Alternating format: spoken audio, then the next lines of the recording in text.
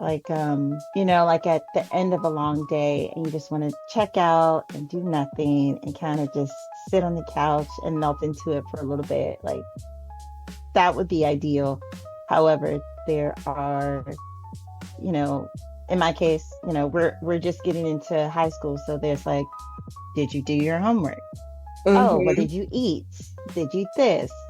Checking in with my mom. Are you okay? Do you need anything? Do I need to go to the store?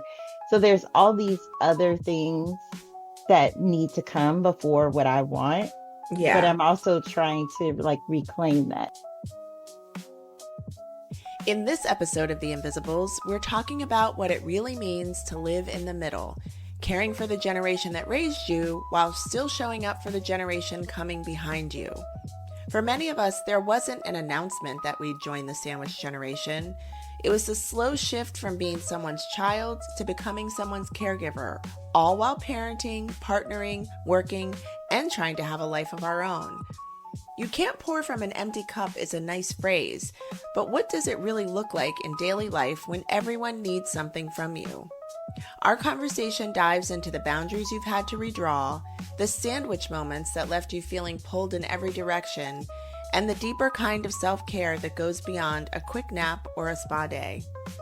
This episode with my friends Marjorie and Jacqueline, who's also a licensed professional counselor, is about what being in the middle has taught us about compassion, limits, and our own self worth. We'll talk about what we've discovered about who we are in the season and how we can all honor our needs even while showing up for everyone else. If you've ever felt stretched thin, unseen, or quietly holding everyone and everything together, this one's for you.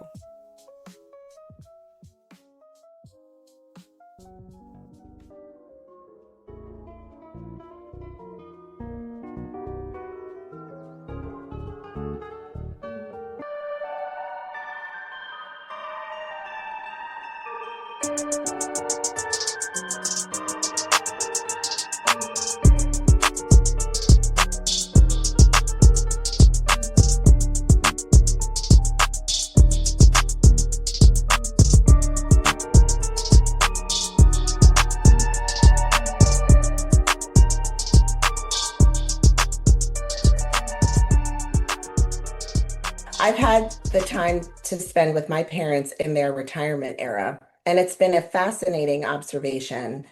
I'm watching my parents as they age and how they're navigating this new phase of their life.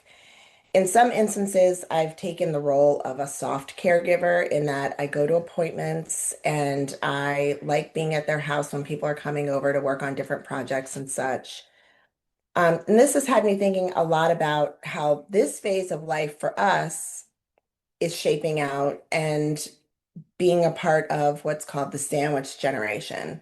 So I'm excited to share this conversation with Marjorie and Jacqueline, and maybe we'll start by defining what the sandwich generation is. And Jacqueline, maybe I'll turn to you for that definition.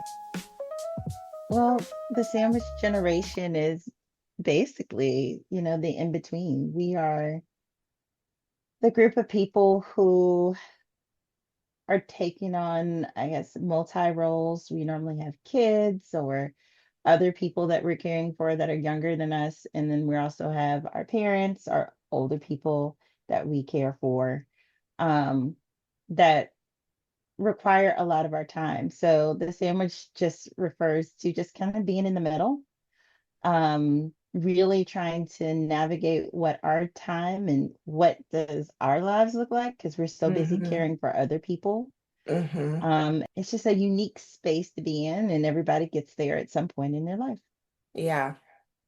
I remember when I was younger, and now I'm thinking about it, my mom was likely around my age when she said, it's hard being part of the sandwich generation because you're caring for children who depend on you, and then you're now sort of in this role of caretaker in varying degrees for many, with parents or caregivers who used to be your caregivers. Marjorie, when did you realize you were part of the sandwich generation? So my oldest daughter was born in 2004, and I felt like my parents were starting to age, honestly, at that point. Mm-hmm. We moved from Michigan to Maryland in 2009, and I think by like 2012, I could see that my parents were aging. Mm-hmm. And it would seem like between the visits, there would be big changes in what they were able to do and how they just driving and just all of those types of things. So it's been a while. And then, as they got uh, as their health started to decline, then it became a lot more clear that that's exactly what I was doing. Jacqueline, what about you? Well, I had a unique introduction into that. I was going through my own life change, considering what was happening, within my own marriage. And all of a sudden, I found out that my dad was sick. So it was like automatically move, go see what's going on, this, that. So it was just like a double whammy. I had changes going on in all areas of life. It was probably 2016. Um, at that point, my daughter had just gotten into elementary school and we were Mm-hmm. just kind of establishing things. Was feeling really good about where we were. And then all of a sudden, I guess within months of starting school, we are now uprooting and moving back to Virginia Mm-hmm. because just they need the help. Right. And they didn't necessarily ask for it in that way, but it was kind of like, are you coming at some Mm-hmm. point to kind of help, us through what this process looks like? We didn't know how sick my dad was at the time or anything like that, but we just knew like there was going to be some needed support. And so walking in blindly, not Mm-hmm. knowing that this is where I was kind of going to set or settle for a while, that's kind of my introduction into that space. And you raised a really interesting point, Jacqueline, in that you're trying to live your life and go through whatever it is that you're going through, and the good, the bad, I can sort of tangentially handle, and the things that you are in the thick of it. And I know for me, I have definitely been in a place of transition, and while I am not, my parents are not in a place, health wise where they need care.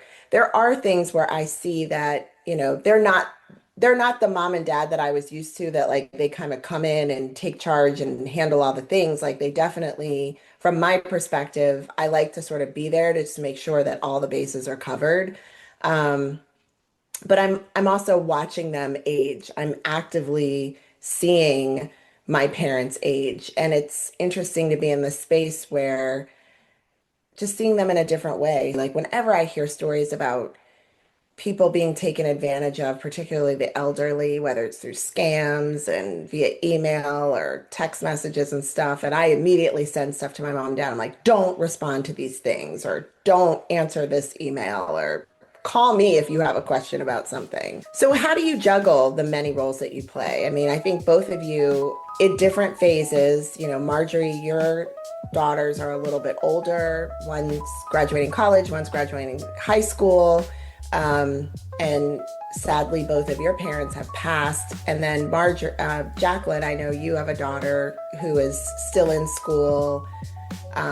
Your father passed away, but talk to me a little bit about how you guys are juggling the many hats that you wear. It is a unique balance between, I guess, what I want and what other people need. I guess that's a good way to put it. Like, like at the end of a long day and you just want to check out and do nothing and kind of just sit on the couch and melt into it for a little bit. Like, that would be ideal. However, there are, you know, in my case, we're just getting into high school. So there's like, did you do your homework? Oh, what Mm-hmm. did you eat? Did you this? Checking in with my mom. Are you okay? Do you need anything? Do I need to go to the store? So there's all these other things that need to come before what I want, but Yeah. I'm also trying to like reclaim that. So then I'm staying up later than I need to, and Yeah. I'm dragging a little bit in the mornings. So I'm trying to find 5 minutes here and 5 minutes there to kind of get me time in while also taking care of everybody else's needs. What is some of your me time, Jacqueline? Oh goodness, like coffee in the morning, Okay. that's me time. Okay. Um, Ironically enough, driving to or from work, driving to work is kind of preparing my mind for the day. So it's more inspirational, thinking about what I need to do, kind of problem solving in my head. Whereas at the end of the day, it might be writing at home in silence, listening to a book or something, just something Mhm. that's not related to the job that I'm doing. Other things are going for walks or catching up with friends, just trying to find small pockets of time, Yeah. where I can really kind of relax a little bit. Yeah. It's amazing. Quiet car rides. I think because we always hear all this stuff all the time. And like one of the first things I do when I get in the car is I'm like, okay, what's my playlist and or what's on, what time is it? And like if there's certain shows that are on, because I still listen to regular radio. But I've recently started just sitting in the car in silence, and it's like it is amazing sort of the shift that you can have with that. There's not all the noise all the time. And you can really sort of process a lot of things. So I love that. Marjorie, what about you? Tell me about how you juggle all the roles that you have. I'm thinking back to when it was sandwich, and I think I just juggled. I don't know that I proactively did some refueling or anything. I think it was just doing whatever needed to be done at that time, Hmm. um, and not really thinking about anything else. Now, I do remember my father passed away, and then about 16 months later, my mother had a stroke. Hmm. And so maybe 5 or 6 months into that, I couldn't eat for about 3 weeks. Mm. And I remember my minister saying, if you don't start to do something, you're going to be in the bed next to your mother. So that's when I really started doing meditation and looking at exercise not as a like as medicine. Yeah. So I guess meditation is probably the thing that I Which you do. still do. You Yeah, still which yeah, meditate. yeah. And I commend you for being able to meditate because whenever I'm in a situation where I'm supposed to meditate, my brain is like, okay, so here are all the things that we're going to do. And these are all the memories that are going to come up that take up a lot of space in your brain. And in case you've forgotten about them, we're going to talk about them now. So meditation's not necessarily, I think there's been a time or two when I've been able to meditate. And I will say I've tried doing it at bedtime, and it's helped a lot in terms of just settling myself. And most of the times when I meditate before bed, I sleep through the whole night. Not every night, but most of the time. So, and I've taken that from you. Um, Marjorie, you kind of touched on this a little bit, realizing like visiting your parents and seeing like the remarkable difference in between visits and realizing like, oh, okay, we have to do something different. So for you, I guess my question would more so be how did you make the decision that, okay, we need to all be in the same space for the caretaking purpose? So my dad started really getting sick in 2015, and or maybe it was 2014. At any rate, as 2015, as the months progressed, it went from, well, maybe that's something we should consider, to Mm, my mother saying, okay, we're moving.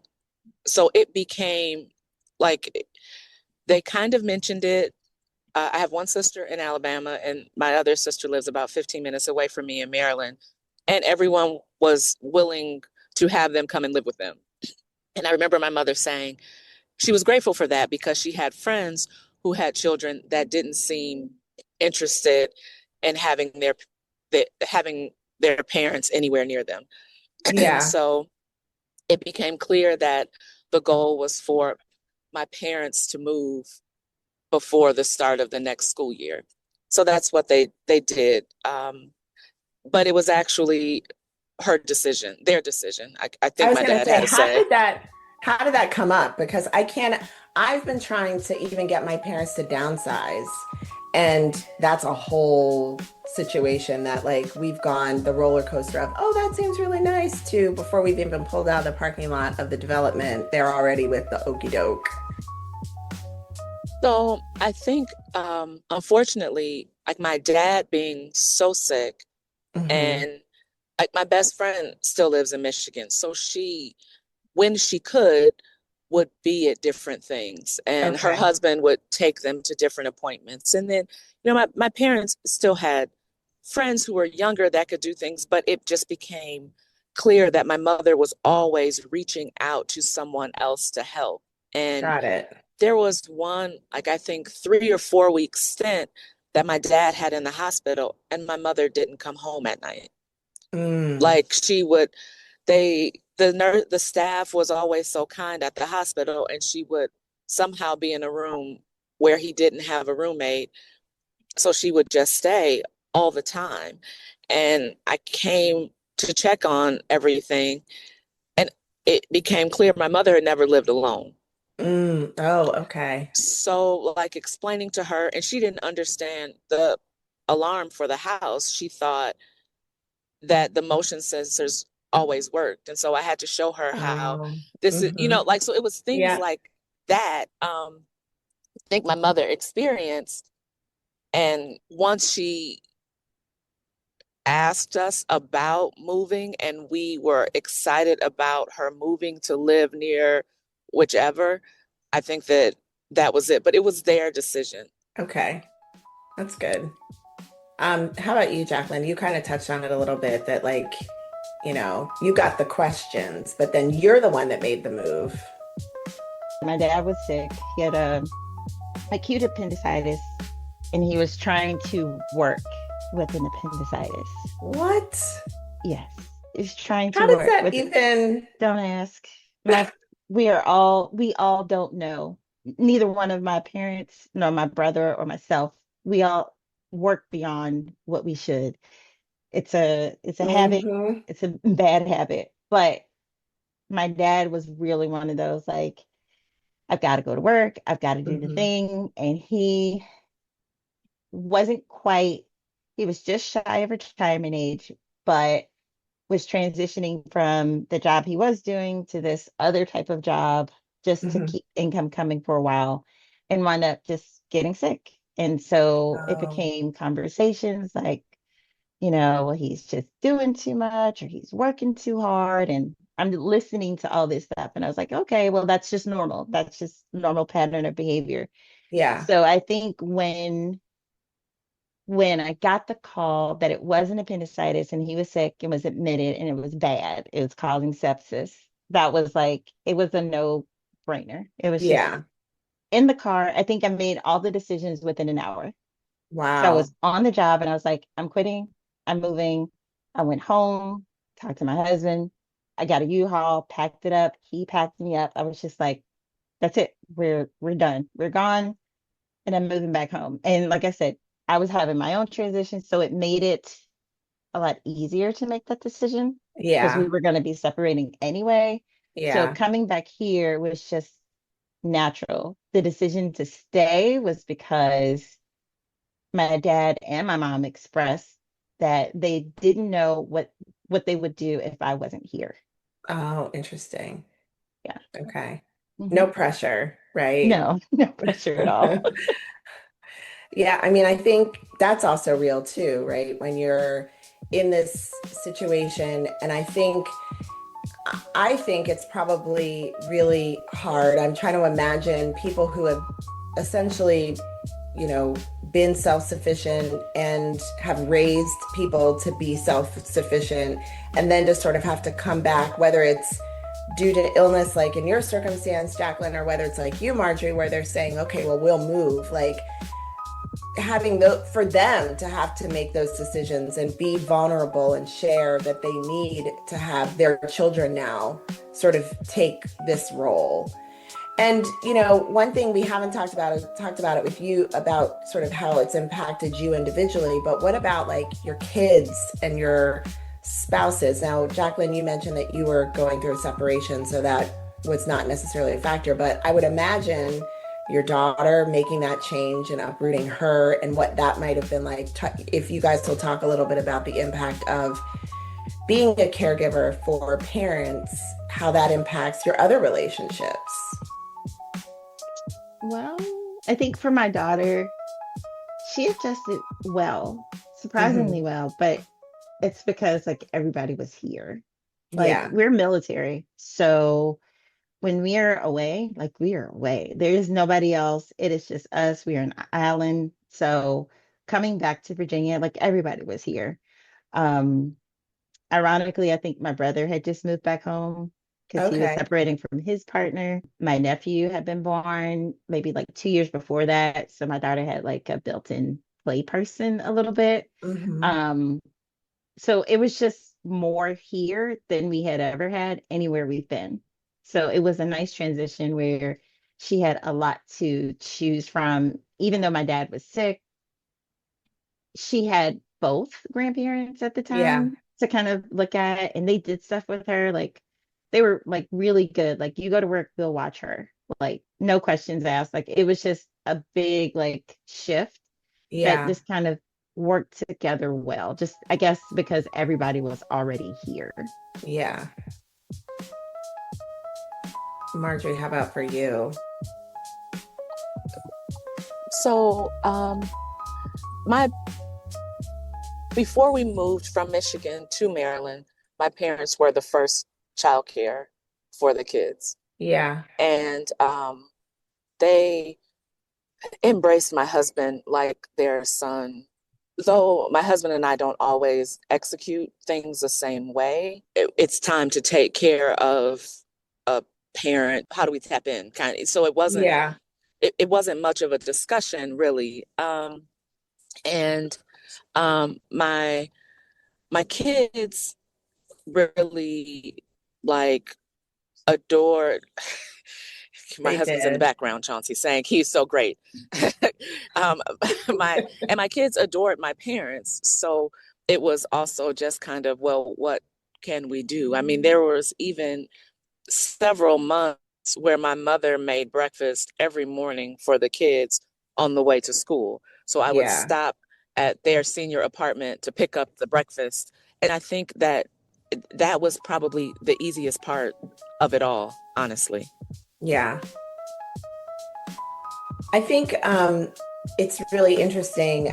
I my husband for a while we were not physically in the same space as my father-in-law, my husband really sort of took on very much a caretaker role with his dad before he passed away. And I think I agree with what you're saying, Marjorie. There wasn't really a question of like, do we do these things? You just do it because you think of all the things that your parents have done for you. If they say they need something, or even if they don't say they need something, you just know based on, whether it's picking up on context clues or the questions that they're asking, you're like, okay, clearly somebody needs to sort of be handling this stuff, and you just do it. And you don't really think about it.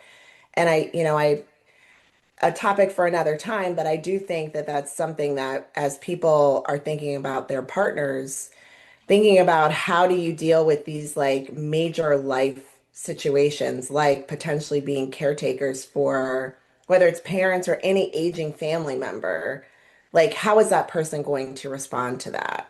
And how will they be involved with that? I think is really important.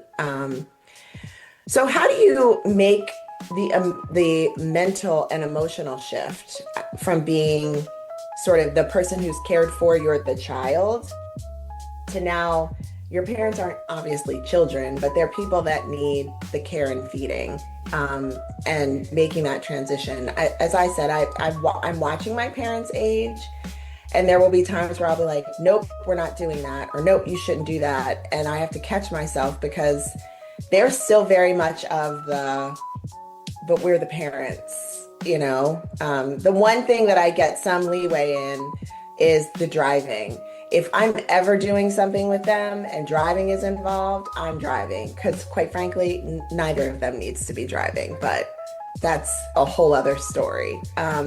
So, how do you sort of make that mental shift? And in making that shift for yourself, how are you, if you're thinking about it, sort of guiding them into that as well? Because I know that is probably my biggest challenge. Jacqueline, you Um, popped right up for that one. oh, I just wanted to chime in as soon as I was ready. Let's see. Was it? I, to be honest, I don't think it was a recognized mental shift. Uh-huh. So it was more of a, I started getting more questions. How do you do this? No, you know what? Yeah. Actually, another thing about it, my dad has always been the electronic person. Okay. Like, oh, if you want it done, he can do it. He'll build you a shelf, he'll put up your TV, he'll kind of get all your sound system. Like that was his thing. Yeah. He was really fascinated with that stuff. And when he started asking me, well, how do I do this? And I was like, okay. So Mm. now we're in this space where I know more than you do. I recognize it when I look at my daughter and I'm like, well, what is this? And she's explaining Right. something to me. I'm like, oh gosh, I'm getting old. Like, so it wasn't kind of some like, oh, this is where we're at. It's just kind of gradually like you're asking me a lot more questions about stuff that you know how to do. Like, what are Yeah. we going through? So I think that was the realization for him. My mom still living. She she is not asking the questions, but she Uh-huh. wants me to go everywhere with her. So Yeah. I'm her now best friend. So Yeah. it's like, oh, can we go to the That's store? your new bestie, your road dog. Yes. Yeah. Yes. Can we go to the store? Or, this was before she even was honest with me and told me that, I really don't want to drive if I don't have to. And I Mm. was like, oh, okay. So, and then she'll carefully curate things for us to do for over a weekend. And I'm like, that's when I realized, okay, she's dependent on this relationship, whereas I am no longer, the roles are Yeah. reversing. And I find Yeah. myself saying, no, don't do that. Don't touch that. Don't get in the car. Like I'm very much, why are you walking to the mailbox? Like, Okay. what are you doing? Like she has a like a bad knee and then she had surgery on her foot a couple of years ago. So it's just a lot to get up and down steps. And we have steps everywhere outside. So I'm like, Okay. just let us do it. We can Yeah. do that part. You got everything else. Like she was like, but I want to. So it's like us watching her on the Ring camera and stuff like that. Like that's how we are watching this transition unfold currently. Okay. Yeah. Okay. But it sounds like she creates opportunities to do the things she needs to do, but under the guise of, oh, we're going to do them together. And you're like, okay, got it. Noted. Yeah, kind of. So the opportunity she creates is she's not really a super social people person, but Uh-huh. she's like, I want to go to the store and see what's at the local grocery store, or I want to stop by the beauty supply store and get my favorite shampoo, or it's small errands, but it's Yeah. like, so I figured let's do this weekend. And I was like, Okay. well, you haven't told me in advance because I've already, I can't say no. I can, but I Correct. can't. So Right. it's Right. kind of like, let me readjust my schedule and then we'll find the time and we'll make it work. So We're going to come back to that because I want to talk about the setting of boundaries, because you started on something that it's hard. Like when these people who have done all the things for you come up mhm. with these things, and you have to find a way to make it work, or sometimes can't. So, Marjorie, how did you sort of make that shift? So again, like I think my parents realized it when they moved. Their roles were very traditional. My father paid all the bills, all those kinds of things. And so when they moved, my mother and my dad was in and out of the hospital, and Hmm. they were living in senior apartments. So Yeah. they hadn't had a mortgage or a monthly home bill in decades. So, Yeah. I mean, it was fine, but it was just another thing for my father to have to do. And my mother kept saying, Harold, why don't you let Marjorie just, what? Oh, no, my mother would say it to me. And I was like, Mom, paying the bills is a big deal to Dad. I'm not going to take that away from him. And I remember I was driving him to an appointment, and he would always figure out a reason to give me $50 because he was that old man that had like random $50 bills folded, stuffed in his wallet. And so he would figure out, I'm like, okay, Dad, whatever. And she said it again about me doing the bills. And I said, Mom, I don't want to take it from Dad. And he said, Oh, it wouldn't be taking it if you're okay. I said, Oh, if you're okay with it, I'll do it. And the blessing I'll say is I think he passed away 6 or 7 months later. And again, now my mother is like responsible for Everything. like, and she was like, can I still afford to stay here? Blah, blah, blah. And I was very confident in her finances. I was like, everything's fine. You don't have to worry Yeah. about a thing. I already knew what everything was and where everything was. And I already had set up auto pay, and all that. So I think the finances were a very big one for my father. Yeah. For my mother, she really just wanted to be able to do the very specific things that she liked doing. So my Yeah. mother was like, Yeah. she really liked sewing and quilting and things like that. So she had a monthly quilting club and she wanted to attend those meetings. So we figured out how to, but again, they were ready. They were kind of ready to request the assistance that they needed. And so it wasn't that much of me pushing for them to realize they needed the assistance. Yeah. So in that regard, it was really easy. It was a really easy thing. I think, I think, yes, I think the parents making the shift is definitely, I mean, it sounds like in both cases, you have parents who are readily willing to like allow you to take on that role. But what about your willingness to do it? I mean, I think there's recognizing a need and then seeing it and then sort of being able to say, okay, this is what I do now. Like, this is part of my who I am now. I'm this caretaker. And so, in that regard, and we can kind of talk about the establishing boundaries, when you recognize, like, this person is now expecting that you're going to do these things, how do you still sort of maintain a sense of, I have stuff I want to do on a Saturday, right? And not having to always rearrange everything that you want to do in order to accommodate what they want and or need to do. I think when the needs are there, of course you're going to rearrange things. But when it's just something like they want to do it and they just assume that you're going to make yourself available to do it and you're like, okay, but I already had plans. So how do you manage that, navigate that? It's a conversation Mm-hmm. where, so again, like for me, there was no recognition that I am the caretaker. It's just like at some point you realize, like, oh yeah, now I'm the parent. Like it's a joke. I'm the parent now, you're the child. Yeah, Like, let's yeah. just deal with it. And my mom laughs when we do that because we still talk that way to this day. And she's like, y'all just gonna lock me in the room and tell me to sit down and be quiet. And it's one of those things where like I don't want to not do the things, but I also want her to be considerate of like Yes, what I've got going on. And so yes. I feel like in terms of a boundary, it was just a learned behavior that needed to take shape. So like Mm, she would say she would want to do something and I would say, "Oh, I wish you told me sooner because this is what's going on for me this weekend."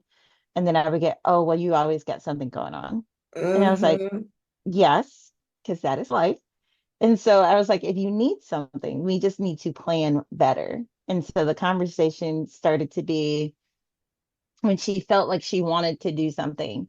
Well, let's start talking about what it is that you want to do. Okay, so you want to go to this specific grocery store, you want to get these specific things. You know what? I think I can fit you in, or I have to work in the morning on Saturday, but I'll be free in the afternoon. How about that? Or it's one of those things like, I'm not sure how I'm going to feel, Mom. I'm tired. Yeah. So let's just play it by ear. And normally we're pretty much on the same page. So if I get up and feel like I don't want to do the things, she's like, I don't want to do them either. Like, let's just stay home. Let's just rest.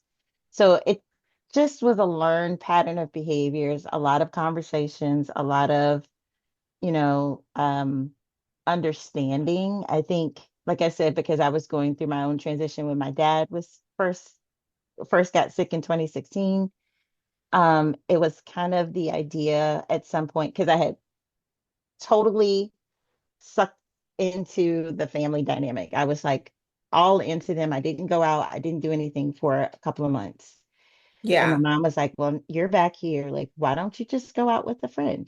And I was like, "Where am I Yeah. gonna go? Like, y'all can't even, I don't even know what to do with y'all." Like, and she was Yeah. like, "We're adults. Like, we'll be fine at home. You can go out for the evening."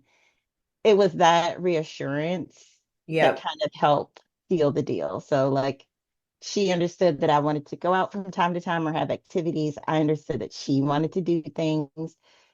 So it was just balance, conversation, let's plan. Sometimes it would be that Monday morning as I'm like getting myself together for work and she'll say, "You know what? I think I want to go do this the next weekend that you're free." Oh, she's making sure she gets it in early. She like, okay, Very it's Monday, new week. Let me make sure I get this in. very early. And when my dad was alive, it was more along the lines of me asking him because he didn't want to be a burden to Hmm. me. So he wouldn't say anything. He desperately tried to drive until the very end, which he was Hmm. successful with. But Okay. it was more along the lines of, "Hey, I'm going to this store that I know you like. Would you like to come?" Okay. So I agree. I think you had, it was conversations, Mm, just even if it felt uncomfortable. But I will say, I, I didn't say no that often. Hmm. But honestly, I don't know that I say no that often to my actual children and Yeah. their schedules. So, I mean, You don't. I can tell right. you, you don't. So it really just felt like it, and I don't want to say another child in a negative sense, but logistically, that's kind of, You just wrapped it what, into what you're already doing. yeah, I Yeah. did. I did because Yeah. like my mother liked going to church with us. Well, my mother lived 4 miles north of my house, and church is 5 miles southwest South. of my Yeah. So house. it was like you're going in So, the opposite right, direction. right. And I would be like, okay, well, cool. Why don't you spend the night Saturday night and then we can just get up? Oh, I don't want to spend the night Saturday night because Yeah. I have to do my sewing and then I talk to my friends and I watch the Golden Girls and blah blah blah. If I spend the night with you You'll Saturday miss night, all that. Yeah. okay, mom, fine, no problem. Yeah. Like I knew I wouldn't have her forever. Yeah. That's And I real. felt like it was okay for me to be annoyed, but I still did it with a smile. You know what I mean? Yeah. Because I was annoyed about the inconvenience, but I would be like, you're not gonna have this inconvenience forever. So Right. just if you can pull it off, suck it up and do it. And so I did. Um, so you said, Marjorie, that you didn't really have any real self-care. Jacqueline, you've mentioned that you sort of, it's making your coffee in the morning, driving in silence, going for a walk. But is there something that you would say that, really sort of helped you navigate that space in particular? Like, is there one thing that you're like, if I could only do one thing that's really going to sort of get me through the week, what would that one thing be? Prayer and meditation. Yeah. Honestly, I think that so with everything that went, well, even with my parents, when my father was still alive before they moved to Maryland, I, like you talk about people taking advantage of elderly people. I would just pray that they would have caregivers that would see them as humans. Yeah. and care for them like as if they're caring for their own parents, and Yeah. be kind to them, because we're like, my mother really learned how to text, Hmm. because I would need her to be able to text me, kind of what the doctor said sometimes, or even getting to the point where she would explain, or they would have explained to the doctor that they have three daughters, blah, blah, blah. But this one daughter is going to call while Yep. you're giving the update, Yep. because she needs to hear it directly. And we always had kind doctors and surgeons. I mean, we had a vascular surgeon that explained in great detail what was happening. And Yeah. then when I Yeah. got there, he was like, "Oh, you're the one I talked to, blah, blah." But that's the thing that works for me. It was praying through situations. And I was telling this story the other day because I have a friend whose dad just got put in hospice. And we were uh, on the last day of the facility keeping my mother, unless we had gotten all of the financial paperwork cleared up or whatever. Yeah. And Oh, I remember this. yes, and my mother's dementia was starting to really, like, at this point, she probably wasn't, it was hit or miss if she was going to say my name when I walked into the Yeah. room. Yeah. But she understood she had to answer three questions. And it was like her birth date, maybe her name, and then her social security number. And I was like, and so the financial institution is on the phone with me, and they're like, ma'am, you can't coach her. So I'm like, okay, mom, can you do it? Blah, blah, blah. She says her birthday, and whatever. But she got to the social security number, and you could see she was trying so hard, Hard to but remember. she could not do it. And I could tell like she was kind of getting it out, and I was trying to encourage her, but the woman on the phone is saying, ma'am, you can't coach. And so then my mother couldn't do it. And the facility had said, if this is not cleared up by this date, she's going to have to leave. And I remember thinking, well, I don't know where you're going to put her, because I'm not coming to get her. So, she's going to stay. But like I had been praying about it, and I visited with my mother a little bit more that day. By the time I was leaving, I went to the financial office, and they said the financial institution called. Everything's cleared up. Your mother can stay. Wow. And Yeah, I so remember that. it was just kind of things like that that I really, and then even your mother, your mother told me, and I've told everyone this, when the insurance company is saying some coverage is going to end or something like that, you always call back, because if nothing else, it's a term for it. I mean, I'm getting old, so I can't remember, but it'll put your account in like a holding period. So you Hmm. get another 30 days. So Yeah. whenever they say we're done, call. And so it was just kind of things like that that were not my personality, but like people are giving me nuggets of information. It's just falling from the sky, and it's a blessing. And so I think that the prayer and the meditation were the things for me. Yeah. Well, Jacqueline, I what's your think thing? for me, it was outside of prayer and meditation because that was a very big deal. Um, I just, and this is just solely related to the work that I do. I just needed to disconnect every night. I needed Yeah. to have something at the end of the day where it was just me, even if it was an hour, but like I'm hardcore on that to this day. Like I need an hour of uninterrupted me time. And it's like simple things like I don't know, scrolling on my phone for an hour. I'm like literally watching videos that have nothing to do with anything. These are the dumbest things I've seen, period, but they are hilarious in this moment. And I realized like I just need to disconnect. I needed to Yeah. laugh. I needed to have a moment. Like I needed that space. And so that's probably the biggest thing, the biggest takeaway that I'm still doing now is that disconnect at the end of the night.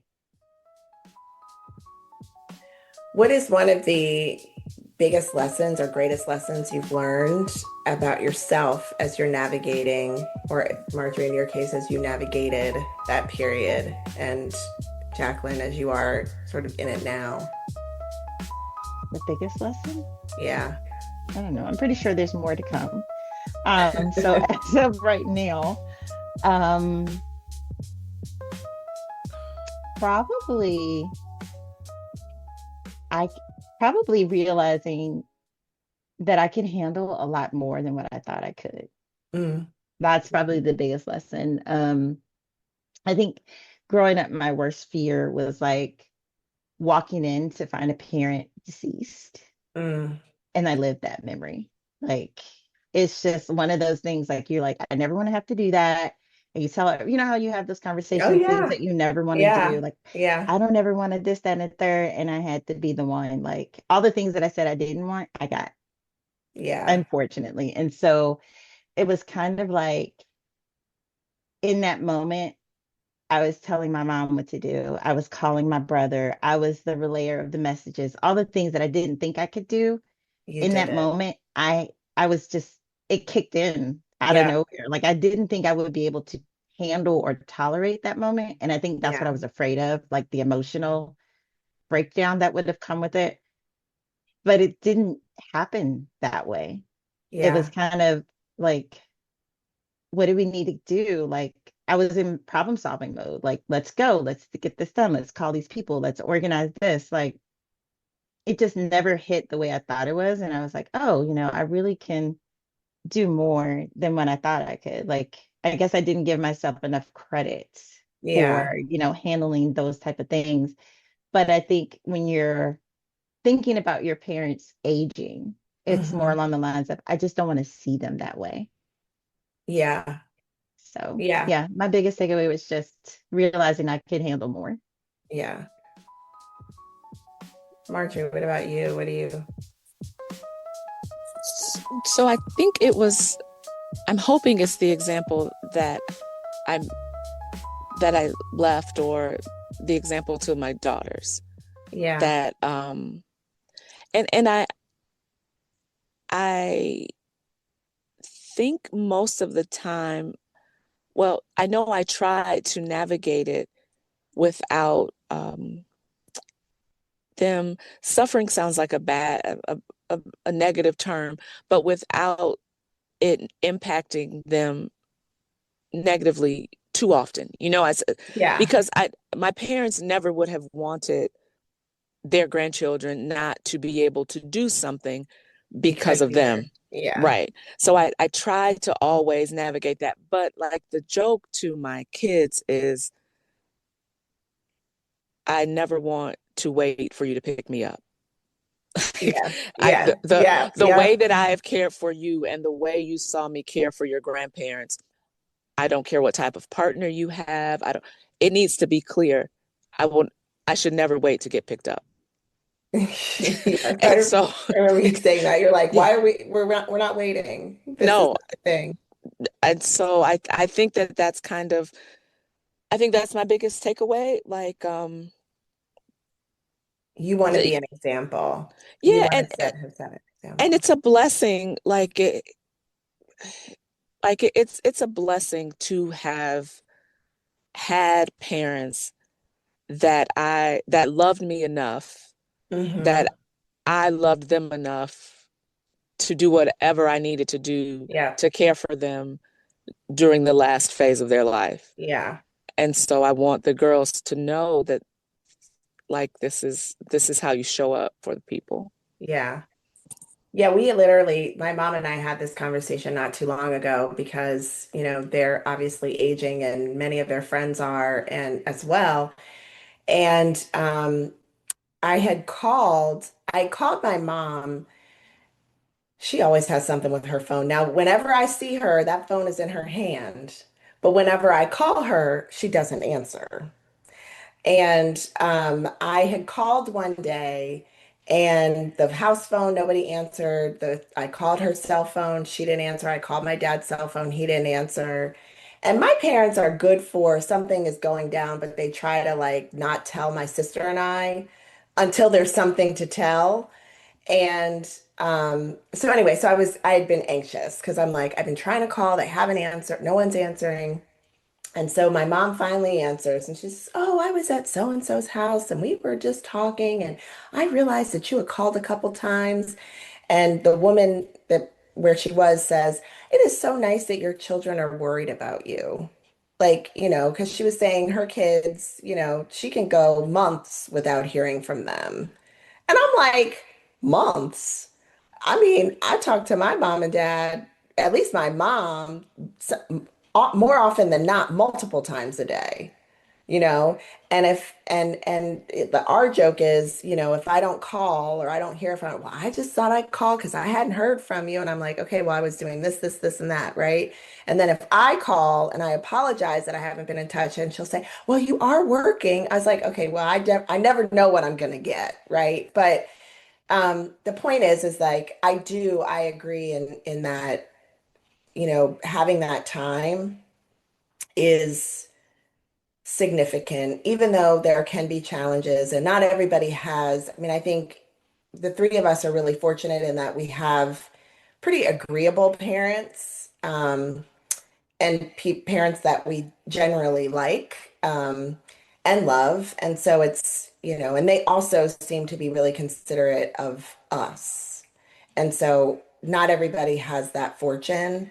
And I recognize that and I, acknowledge that. But, for the opportunities that we've had to be able to be in the spaces with our parents, in their, sort of twilight, it's nice. And with that, thank you for spending time with us. Living in the middle isn't easy. It asks a lot of us. But it can also teach us something powerful about compassion, boundaries, and what it really means to care for ourselves while caring for others. Thank you to my friends Marjorie and Jacqueline for sharing this honest conversation with me. Next time on The Invisibles, we're shifting the conversation to relationships after 40, how our expectations, boundaries, and understanding of friendships, relationships, and love change as we grow into ourselves. The Invisibles is a production made in collaboration with the Amaya Group and IC Creative. Executive producer, Dr. Christopher C. Watson. Editing by Mark Ferg. Original music by Judah Mapson. And to you, our listeners, thank you for being here. Thank you for pressing play, for listening with an open heart, and for trusting this space enough to sit with conversations that are often whispered, minimized, or carried alone.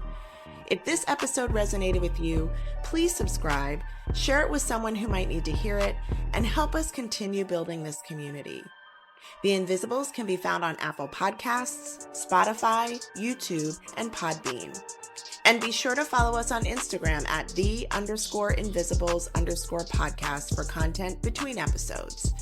Until next time, be gentle with yourself. Stay curious, keep asking the hard questions, and remember, you are seen, you are valued, and you are not invisible.